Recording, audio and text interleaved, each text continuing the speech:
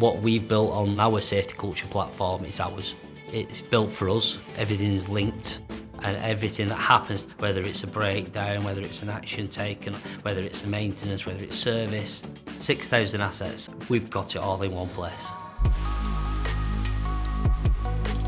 William Hare is one of the leading structural engineering companies in the world. We fabricate structural steel, anything from the nuclear industry through to office blocks. And high-rise buildings within Dubai and Abu Dhabi. The vast majority of London projects is just in time because of space constraints, etc. A footprint in London, it's not like you're in the middle of a big field, you are in a very enclosed area. We have road closures, we have slots of time where we have to go in and deliver steel.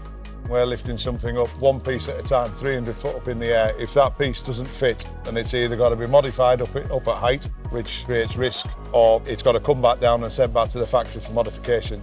Right first time is the important bit for us. If we give them the tools to make sure they get it right, it does improve the product and the business in the long run. ISO 9001 is your quality management system, but we need a way of tracking that to then act upon it, putting that corrective actions in place to prevent recurrence. SafetyCulture creates a platform that gives you a standardised process to follow. Well, as you can imagine, with a facility of this size, it's very easy to lose track of where the errors are, what's going wrong. Through the process, we know when it's needed in fabrication and when it's needed to go to painting or galvanising. We do various inspections, from welding inspections to safety inspections to machine checks. So I will literally look around, get right inside. That's showing it about 13 mil.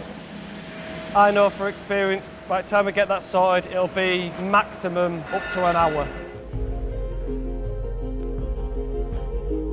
Before, there was a lot of paper and people having to do things with a pen.